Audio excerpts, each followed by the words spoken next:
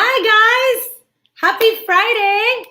I hope everybody is having a fantastic week. I am super excited to end my week of Our Planet, Our Future with an amazing guest that you all gonna love, somebody that I have great admiration for. And he's gonna be telling us about a little bit about his work around the environment and his organization. So we're going to learn a lot. So please don't forget to post your questions on the comments and share your ideas and your insights. Something that is very exciting for me is that I have been working on environmental issues since I was a little girl, since I was 11 years old back home in Colombia. And this is on the days when we used to call climate change global warming. And when we thought that CO2 emissions and the hole in the ozone layer was produced because of the aerosols, you guys remember back in the 80s with the hair and the curls. I feel like I have not graduated from that hairstyle. And we have come so far. In fact, this year we're celebrating 50 years of Earth Day.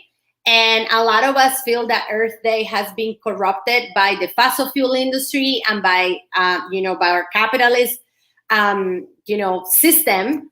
And what is that? What does it mean to be an environmental champion?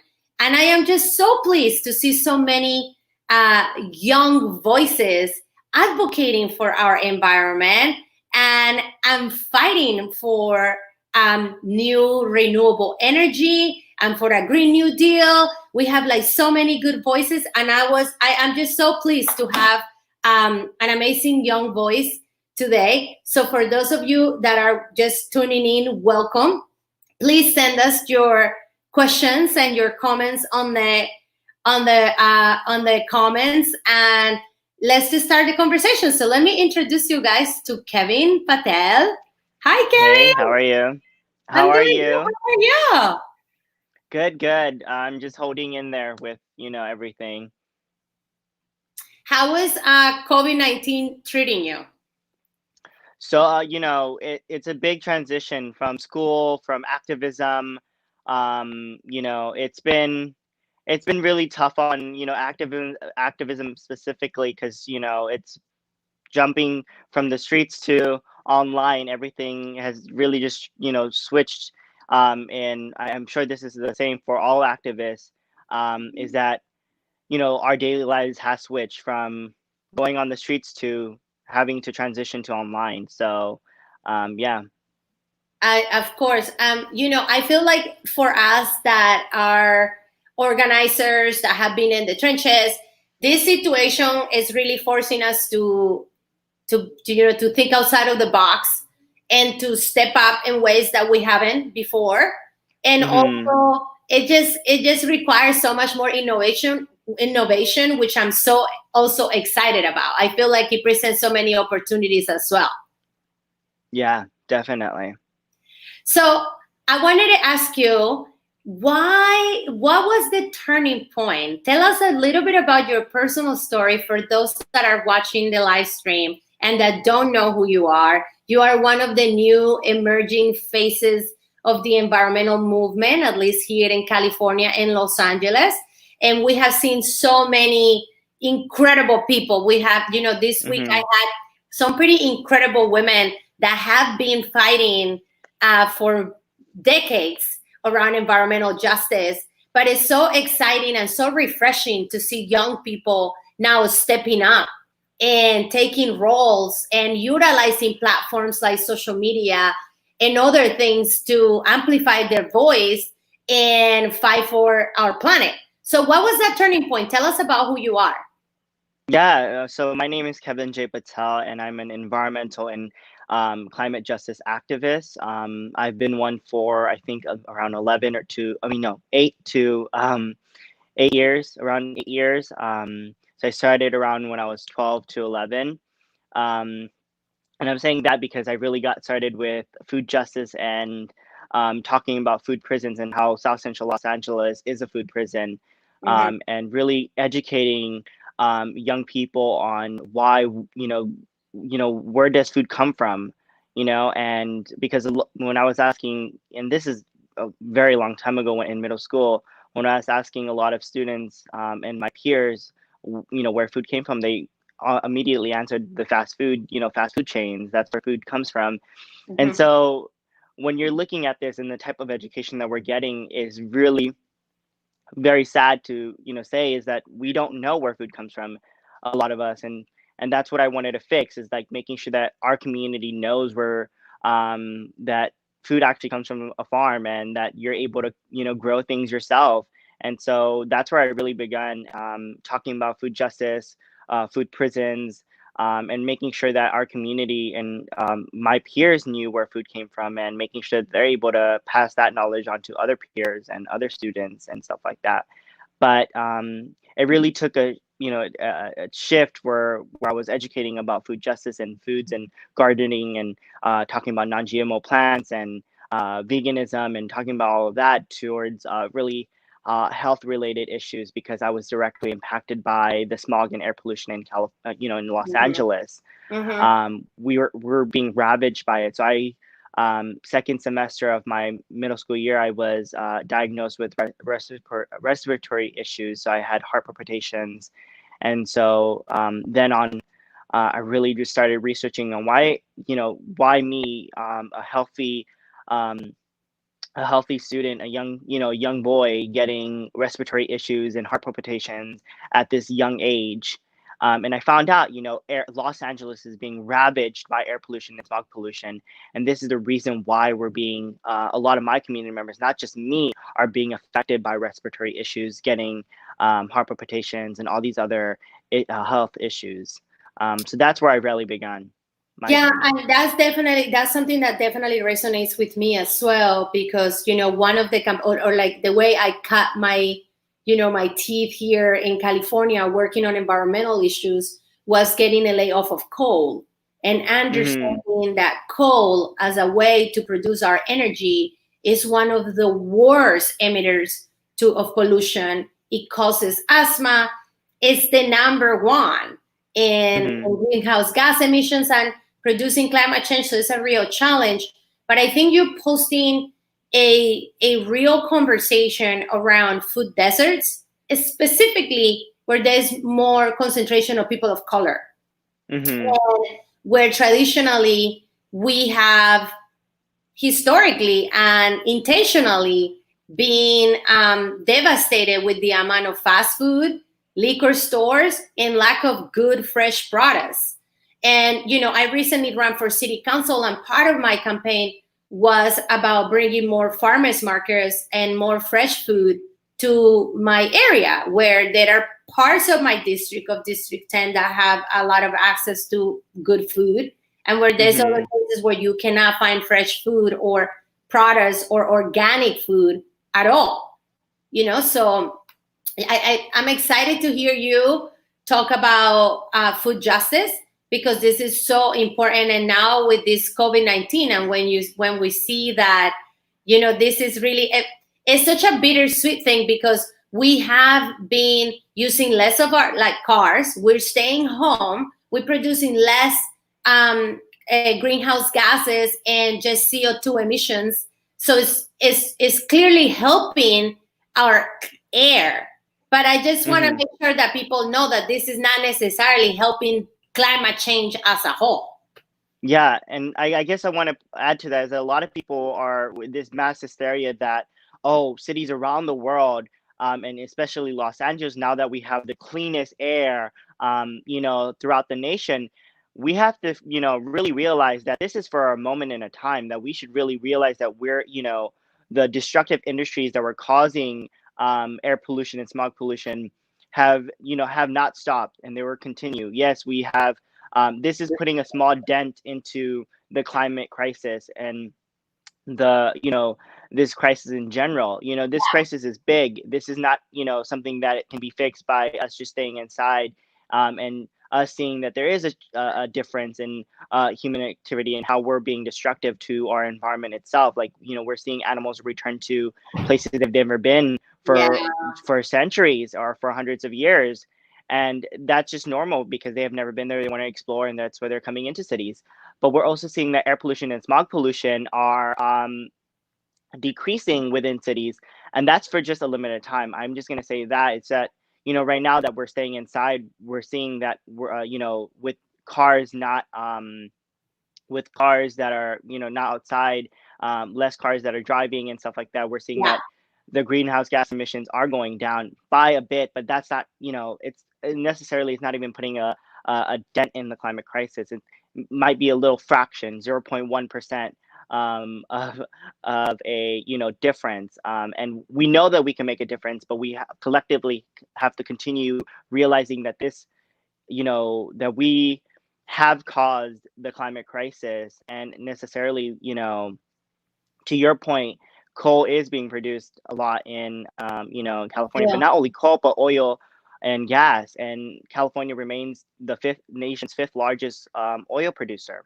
Yeah. And our state extracts 200 million barrels per year, and that's in communities of color, low income, marginalized communities that are being affected by the deadly toxins and chemicals that are being released in those communities. I took a toxic tour in Wilmington, and that's not my community, but I have a lot of friends from Wilmington, in that little region, that district of Wilmington. And I see that they're being affected with health issues such as heart palpitations, respiratory issues, cancer, you name it. There's a lot of things that are happening in that community because guess what? They have oil and these refineries there that are causing these issues. And we have to remember that this is a part of the climate crisis. The oil industry and the fossil fuel industry are responsible for causing the climate crisis. And so Absolutely. I, it's a whole umbrella. Well, and I think that people sometimes forget the power of the fossil fuel industry, not just in our economy, but also in our political process, where they Mhm. come in and oftentimes support candidates that can continue carrying their agenda. It's been disheartening for me to see that we can't bring our reusable bags to the store anymore because of COVID-19, and how much we're going to see plastic being made. I mean, this is like their dream, and how it ends up also in the oceans.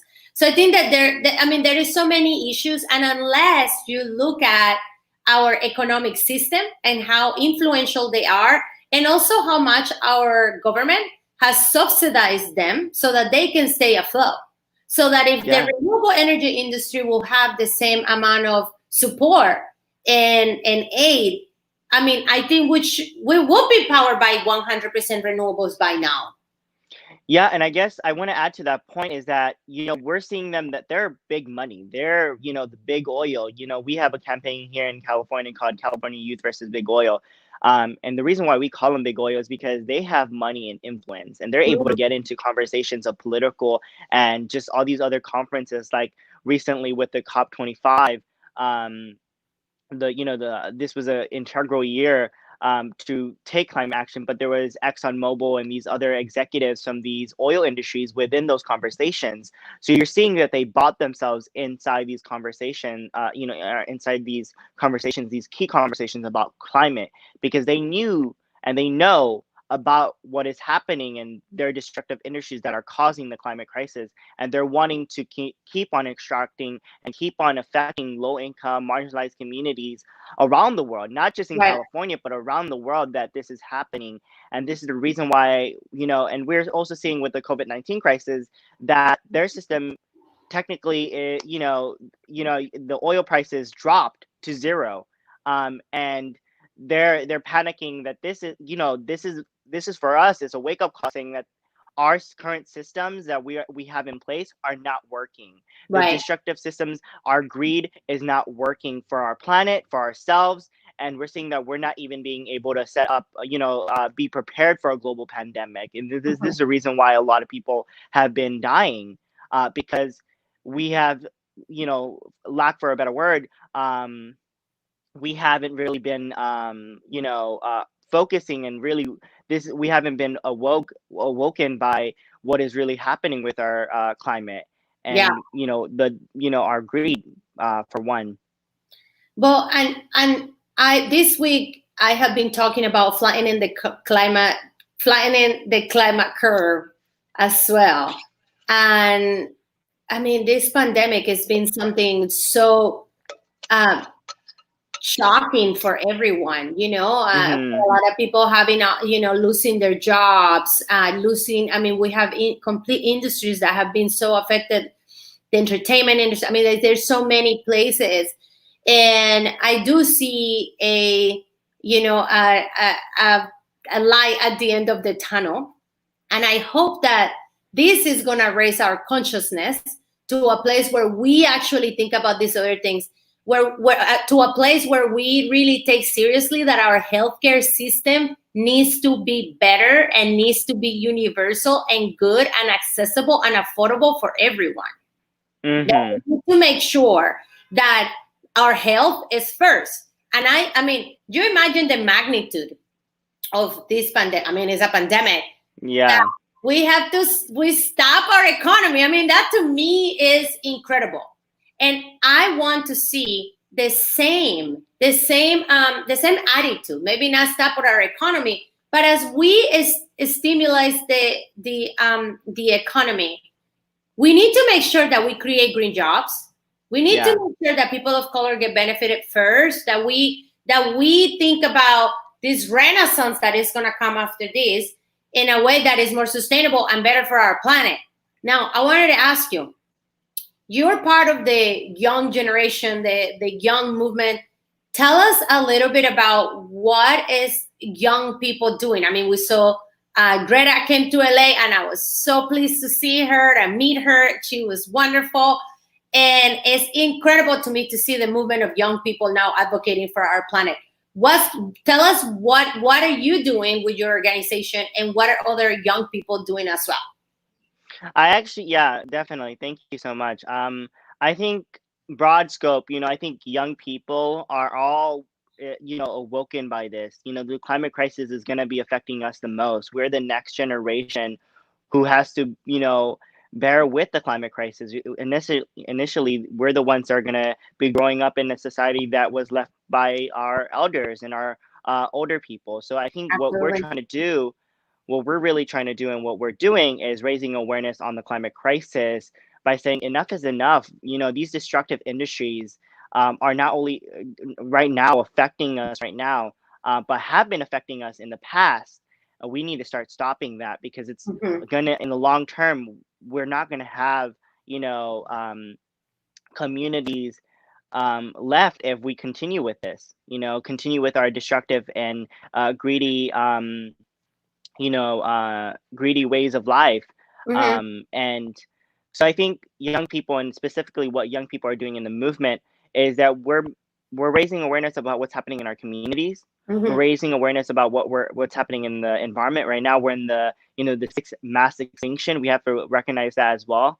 That plant and animal species are going extinct, Yeah. because of ourselves, because of us, and how and why humans are really altering the waves of lives for many animals and plants, with because we want palm oil to put in our on our all our products and stuff like that. So we're deforesting rainforests just to do that. We want agriculture to be expanded, so we're destroying other rainforests, and we're really our destructive ways have to change. um, Absolutely. so we're just raising awareness about that, and we're also saying that there is no planet B. Yeah. Really, this is the only planet that we're able to be sustained on, and so people need to forget the notion that there is a planet B somewhere out there in space. There isn't one. This is the only one that we got. This is the only one that we're able to live on. I'm gonna say that a lot of people with the hysteria saying that we are gonna be able to find another planet. Yeah, just keep destroying it. No, truly realize what we have, the things that kind of the products that you use. If you look at the broad scope, if you look at everything that you're using in your daily lives, it comes from or stems from one or another plant or animal. Mhm. So we really heavily rely on the environment um, to really sustain us. But we also have to recognize we're the ones that are destroying the planet. And like you said from the question I haven't really answered, is that with my organization, One Up Action, we really focused on resources. A lot of marginalized communities don't have resources to take individual action. You know, Absolutely. sometimes we have systematic action where we're doing rallies, we're doing marches, we're doing, taking on the street and saying, calling to our politicians and our world leaders, saying enough is enough. Start taking action. But Right. we ourselves, as community members, have to go back into our communities and face the climate crisis. But we don't really have access to the resources to take effective actions to make a difference within our community. So what One Up Action is doing is just that, is making sure that we're providing the resources, whatever that may be, connecting people to mentors, providing funding so that they can take individual action, whether that look like community gardens, or right now in COVID-19 crisis, you can't do that, but starting a garden in your own backyard, planting a tree in your community, doing something that makes a difference. Even a small difference can make an impact, and that goes for the entire movement, the climate movement, is that if we were to take the thousands and the millions that are coming out on the streets and taking systematic action, and you were to take all those people and you say, go back into your community and take an individual action, and they do that, we're not only saving the earth one action at a time, we're doing it even better, because we're not only telling our world politicians and our government officials that to take action in a sense of policies, and making sure that they're enacting the Green New Deal, a just transition, and Yeah. phasing out the fossil fuel industries. But we ourselves are doing the actions at home, saying, like, if we can do it, then they can do it. That's the argument that we should be using right now, is saying that we're doing it right now, but you need to start stepping it up, because we haven't seen anything happening in your end. And So I guess that's one. I love that attitude right now that young people are taking.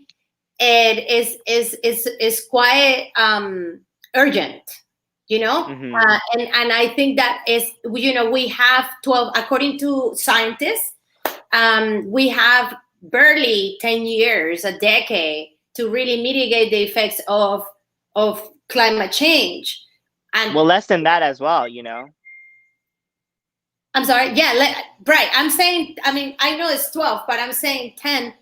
And it's been really hard, at least for me, that had worked on environmental issues for a really long time, to see how, our president right now, got out of the Paris Agreement. And for some people, they think that this is just like some, abstract thing, but it was Hmm. important. It was important for us Yeah. to make a commitment. I want to continue to, and I want to hear a little bit of your thoughts about COP25, because somebody's asking about China and India and neighbors, which I think that's a lot of countries. I do know that at least China actually adapted to renewable energy um, um, practices way faster than us, because they were a huge user and producer of coal. And when they Yeah. started seeing the pollution and how it was affecting their community or their country, they really adapted really fast, which we in the United States haven't done. So I think that Alberto is asking a question which is really good, but we can chop it down in a bunch of places because they're all not Yeah. the same. So I know that about China, and I clearly cannot speak for Greta because obviously, like, I'm not her. I do know that she did something very beautiful, which she went visiting Latin America, and this awoke such energy all around protecting our planet and the environment and fighting climate change. Do you have any other information around India and I guess other countries, especially in the COP25, that are also, I guess, fighting climate change? According to this question, I'm not quite sure about the question, but I think I'm setting it up somehow. Yeah, I guess it's saying, can you share what they're doing about this matter about climate change, and Mm-hmm. the millions of people that live, and billions of people that live throughout those countries. And I guess, China and India are really unique in that sense. Like, China is taking a unique approach to making sure that they're going renewable with huge solar farms and stuff like that, Aggressively, aggressive. aggressively, but they definitely can do more. And I think India, my parents come from India, and I don't want to put it out there, but they can really take a lot more action, because they haven't really done so. to protecting the species, to stopping deforestation within India, and because it's really rampant. I don't live in that country, so I wouldn't be able to speak on behalf of those people. But I Yeah. definitely know that when I'm speaking to Indian activists and global South activists, that there is a lot of problems that need to be fixed within those countries. Yeah. My parents, they're climate migrants. Their parents are farmers, and they came to this country because they wanted a better opportunity. And because in India, right now, we also have soil erosion and the climate crisis. It is. And so you're seeing that farming is being affected in India. And so that's why, when there's no good farming, where their farmers ways of lives are destroyed initially, and they're not able to farm for the Where produce are that they you sell. coming from, Kevin?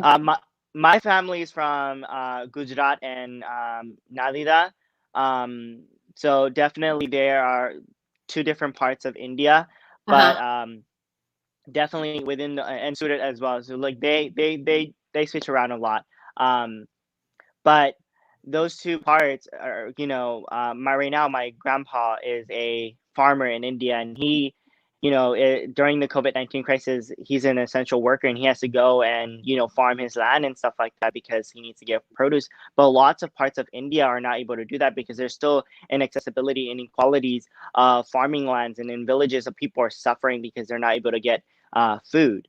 And so we're Yeah, but seeing I those think systems break down. back to the question of climate change, I do know that India, for example, and I want to just come back to the question about the United States, because as a sovereign country and as them being a sovereign country, it's only so much that we can tell them. That's why the COP and all this is so important when they meet and they kind of agree.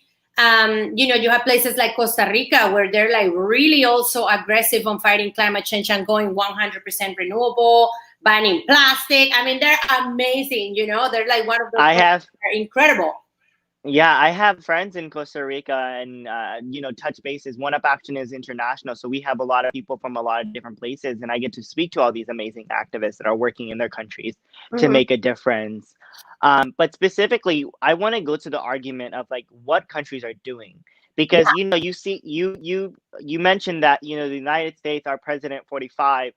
I'm not going to name him, but he initially, said that we're getting out of the Paris Climate Agreement, and definitely that was a good agreement to be in, and making sure that we're achieving those goals. But it was not the be all and all, the Not end at goal all. of it. It wasn't like what we. I mean, it was just a step. I mean, it was It was a at step. least a leap of faith. And somebody is making a comment here is bothering me a little bit, because we can say this about this country too. We care more about the economy. We care more about the fossil fuel industry in this country. We care more about making some people make more money and subsidizing that industry than our health. So I will. Ju- we're not saints here.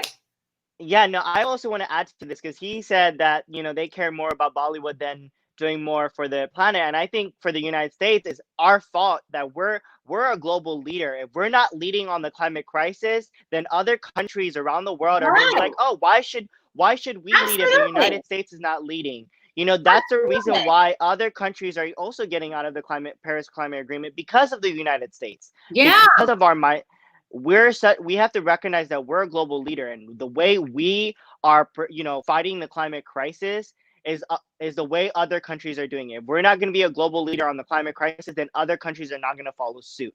And because of our president, we care more about the economy because he's a billionaire. We care more about what billionaires are doing rather than our communities. Our low income marginalized communities, Black, brown, indigenous, disabled, LGBTQ, all these other communities, all marginalized communities are being affected by the climate crisis. So that statement kind of triggered me because, we shouldn't be placing blame on specific countries. We should be placing blame on the countries that are leaders, and Yeah. the leaders that can act on something, because Well, that's definitely how we're going to be influencing other countries to take action. and I just want to pause here, because look, it's very easy for me to say, well, Kevin, why aren't you doing something? Why Mm. didn't Trump doing something? Why is not Garcetti doing something? Why are you this and that doing something? The reality is that we all need to take responsibility. It's All our of us. job, not their job, not pointing the finger, not pointing that finger. I started in this movement really young. I saw a science show about the ozone layer. I went to my school to talk to my principal about it. And I told her, I said, "Oh, I saw this about the ozone layer, and basically we're all gonna die if we don't do something." And she posted this question to me that transformed my life. And I want to post this question to everyone out there. What are you gonna do about it? That's what she said to me. She responded, "What are you going to do about it?" And I went and I founded the first environmental club in my school. So before we blame the homeless because of this, or before we blame, Middle America and people that eat meat, or the ones that don't bring the reusable bag, and why are you doing this and why are you doing that? Just think about what are some of the things that you can do in your daily life to help protect our planet. And maybe this is a good place for you to share with us what are some of your practices that you do to make sure that that you're contributing to the solution and not to the problem. Definitely. And I guess I could add to this question as well as like, the first thing that we can all do is educate ourselves on what's happening, because that's mainly we're seeing that, a lot of the supporters of the president also don't believe in climate change and, and what's happening to our communities because of the president's comments about, it's a hoax created by China and, placing the blame on others and, caring about more about the economy and caring more about all these other things that are really not going to help us in the long run, because we already know, and we're seeing right now with the COVID-19 pandemic, that this system is not working. Caring more about the system that's not working rather than making one that works for everyone. So what I'm doing specifically is educating myself, reading books about the climate crisis. Right now I'm reading The Sixth Extinction and Unnatural History by Elizabeth Colbert. And it's really telling them about why. Please, let me see what you got going on here. Okay, awesome. Great. So this is really telling on why and how humans have really altered, altered ways of lives for, animals and plants around the world. And this is just a telling book of like, this one book of many that I've been reading, that tell why we and the destructive practices that we're doing and the ways of life that we're living right now are really destructive to the environment. And so recognizing that and educating yourself on ways, how can we not be destructive to the planet? What can we do in our daily lives so that we can make a better difference, a small impact? I think that's one way that I look at this, is making a small impact so that you can pass it on to the next person, like, hey, I'm doing this because I heard that plastic straws get into the noses of sea turtles and stuff like that. Ocean and really, and so and some so of the things that I practice personally is I'm very involved with my community. I think that's important, even though it might not seem like this is fighting climate change, but it actually is. I always say reuse everything. I have I use reusable plastic, reusable bags and not plastic bags. I use straws, reusable straws. I buy my clothes, also use, I try to walk, bike and such. And most of all, I have been really, really involved with the movement to bring a Green New Deal, 100% renewable energy. I'm from Colombia, and there are a lot of things also happening, positive and negative there. But I live here. This is my home. And I've been focusing on supporting those efforts, here. Yeah, and I guess what I want to add is that, with that question of like, what are you doing and how can you do it? Not just educating yourself, but also advocating for your community, the Mhm. place that you live in. And I think getting involved with the movement is the first step, is because basically, advocate for your community, see what's going on in your community. Here in South Central Los Angeles, we have a lot of inequalities. Mhm. We don't get as many resources. And I can tell the tell is like, I was the only Indian Asian American kid throughout elementary, throughout middle school, throughout high school, for a period of time in high school, because there was another Indian Asian American kid, which was my cousin. Um, but um, but just realizing that we live in, and I think I could specifically talk to Los Angeles right now, is that we are in a critical moment for Los Angeles. We have to start really acting, because our communities, a lot of our communities, are low income and marginalized. And so we're going to be hit the hardest after, once we go back to society, when the COVID-19 crisis is over, and this pandemic is over. We're gonna see a spike in air pollution. We're gonna see a spike in sound Yeah, pollution, because everyone's gonna, just be like, oh yeah, the pandemic is behind us. Now we can go outside and, just go back, think that they can go back to their regular schedules without normal. being awoken. Yeah, like there is no new, there is not gonna be the normal, that the normal society that we had in the past. This is gonna be really, we're gonna have to wake up and say, this is a new trend. We have to start transitioning.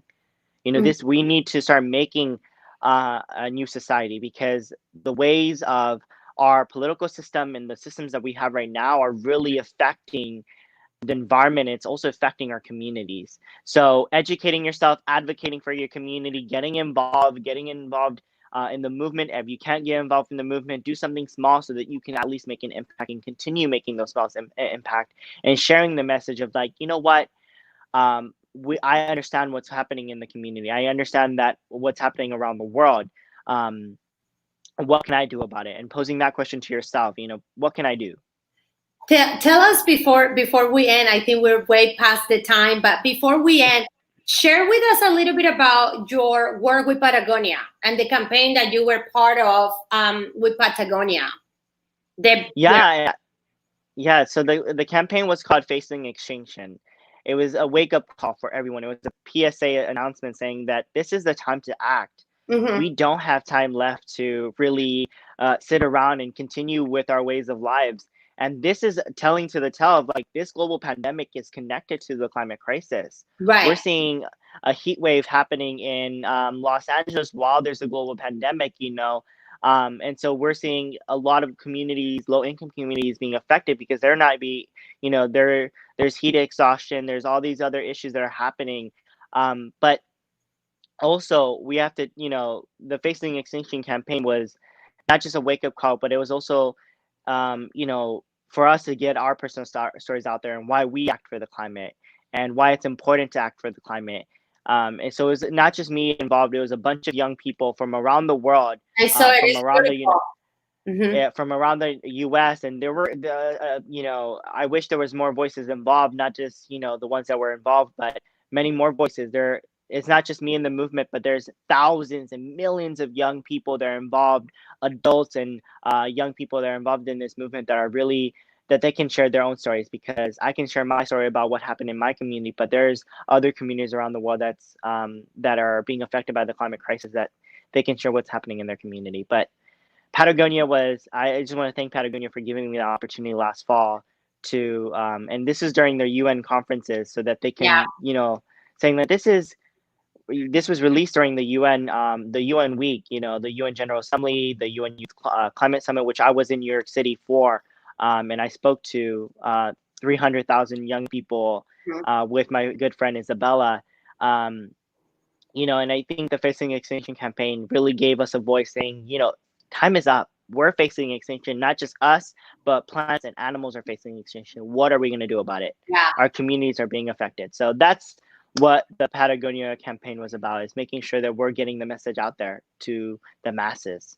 If the people that are watching want to learn more about One Up Action, how can they find you, and how can they find about more about your campaign and support you? Yeah, definitely. One Up Action you can find on, we're on a lot of platforms. We're on LinkedIn. We're on Facebook. We're on Instagram. We're on TikTok. So for all the young people out there, I they love could just it. for Facebook and Instagram, you could search up at One Up Action all together. So it's One Up Action, not the actual number one, but spell it out letter by letter, One Up Action at on Facebook and Instagram, and then on YouTube it's spread out, One Up Action. Right. And you could also search. We have a website up at www.oneupaction.org, so you could look up at us on that. And then if you guys are wanting to get more information and wanting to ask me questions, you guys can find me on Instagram and Facebook and Twitter at I'm Kevin J. Patel. Thank you so much, Kevin, for joining me today. I hope that Thank this you for was having a me. really, really good Earth Week. And thank you so much for your service and for all that you've done. And keep pushing, keep going, and let me know how I can support you. And thank you so much for being here. And thank you so much for your work. Thank you so much. Thank you. Bye. Bye. All right, you all. That was Kevin. I hope that this was helpful and interesting. And if you like what you saw, please send it to a friend, share it around. Of course, the conversation always continues online, so you can post your questions and your comments or message me directly. And I see you next week at 7 p.m. I'm going to have a lineup of other speakers. We're going to have, let me turn this around real quick. We're going to have Melina from the Black Lives Matter. She's going to talk to us about COVID-19 and the demands for the Black community in Los Angeles, and a lot more. And I'm also going to have Elena Pope, who is an attorney for tenants' rights. So join me next week. Thank you all so much. Have a wonderful, wonderful week. And I talk to you guys very soon. Thanks. Bye.